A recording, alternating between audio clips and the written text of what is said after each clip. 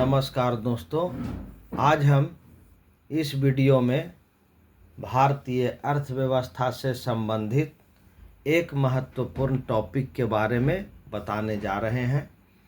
इस टॉपिक का नाम है पंचवर्षीय योजना। यह टॉपिक सभी परीक्षाओं के लिए अत्यंत महत्वपूर्ण है। इस टॉपिक में जितने भी बातें बताई जा रही हैं वो सभी परीक्षाओं के लिए अत्यंत महत्वपूर्ण है।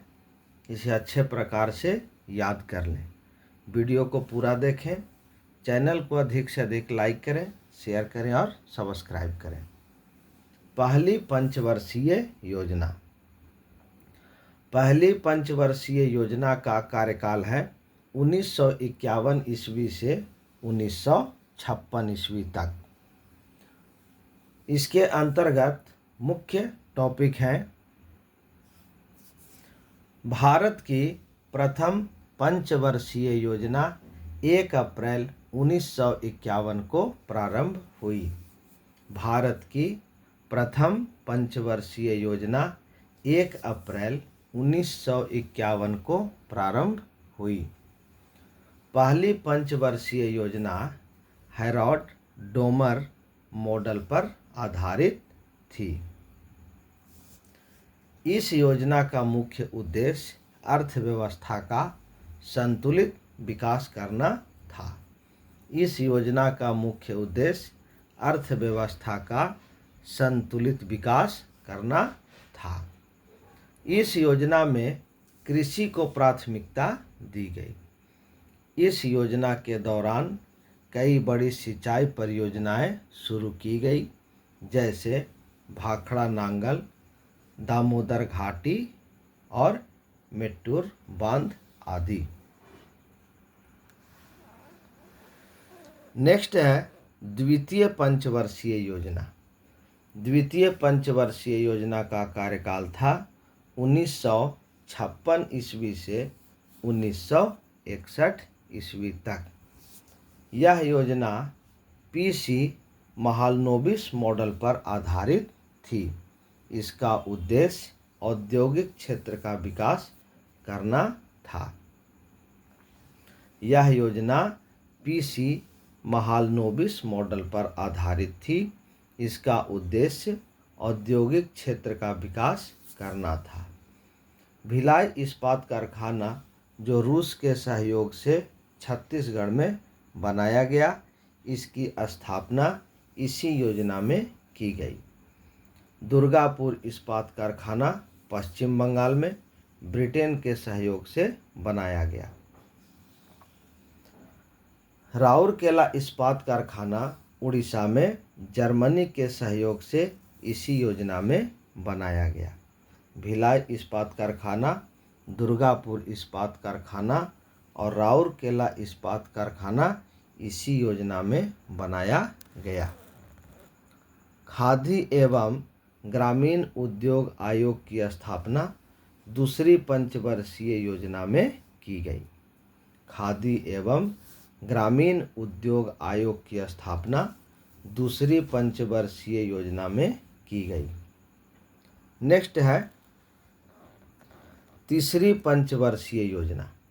तीसरी पंचवर्षीय योजना का कार्यकाल था 1961 ईस्वी से 1966 ईस्वी तक।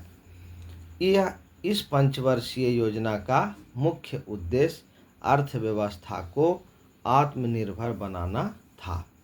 भारत चीन युद्ध 1962, भारत पाकिस्तान युद्ध 1965 तथा भीषण सूखा के कारण यह योजना अपने लक्ष्यों को प्राप्त नहीं कर सकी। तीसरी पंचवर्षीय योजना का मुख्य उद्देश्य अर्थव्यवस्था को आत्मनिर्भर बनाना था। भारत चीन युद्ध 1962, भारत पाकिस्तान युद्ध 1965 तथा भीषण सूखा के कारण यह योजना अपने लक्ष्यों को प्राप्त नहीं कर सकी।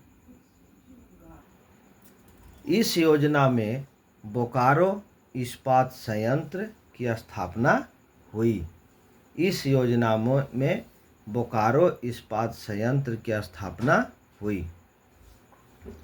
Unit trust of India 1964, industrial development bank of India IDBI 1964, भारतीय खाद्य निगम FCI 1965, कृषि लागत और मूल्य आयोग CACP 1965 की स्थापना हुई। इस योजना में कृषि व उद्योग दोनों को प्राथमिकता दी गई। इस योजना में कृषि व उद्योग दोनों को प्राथमिकता दी गई। नेक्स्ट है योजना अवकाश 1966 से 1969। इस दौरान 3 वार्षिक योजनाएं चलाई गई, क्योंकि चीन व पाकिस्तान के साथ युद्ध होने के कारण चौथी पंचवर्षीय योजना शुरू न करने का निर्णय लिया गया। इसी दौरान हरित क्रांति की शुरुआत 1966-67 में डॉक्टर स्वामीनाथन ने की। नेक्स्ट है चौथी पंचवर्षीय योजना। चौथी पंचवर्षीय योजना का कार्यकाल था 1969 से 1974 ईस्वी तक। इस योजना को गाडगिल योजना के नाम से भी जानते हैं। इस योजना में समाजवादी समाज की स्थापना पर विशेष जोर दिया गया। इस योजना को गाडगिल योजना के नाम से भी जानते हैं। इस योजना में समाजवादी समाज की स्थापना पर विशेष जोर दिया गया। इस योजना का उद्देश्य स्थिरता के साथ विकास था। इस योजना का उद्देश्य स्थिरता के साथ विकास था। यह योजना भी असफल रही, क्योंकि 1971 में भारत पाकिस्तान के युद्ध से आर्थिक संकट उत्पन्न हो गया था। 1969 में 14 वाणिज्यिक बैंकों का राष्ट्रीयकरण तथा 1974 ईस्वी में पोखरन राजस्थान में नाभिकीय परीक्षण स्माइलिंग बुद्धा इस योजना की प्रमुख उपलब्धियां थी। 1969 में 14 वाणिज्यिक बैंकों का राष्ट्रीयकरण तथा 1974 में पोखरन राजस्थान में नाभिकीय परीक्षण इस योजना की प्रमुख उपलब्धियां थी। इस योजना में परिवार नियोजन कार्यक्रम की शुरुआत हुई। तो ये थे पंचवर्षीय योजना से संबंधित कुछ महत्वपूर्ण टॉपिक, जो सभी परीक्षाओं के लिए अत्यंत महत्वपूर्ण है। इसे लिख करके अच्छे प्रकार से याद कर लें। चैनल को अधिक से अधिक लाइक करें, शेयर करें और सब्सक्राइब करें। धन्यवाद।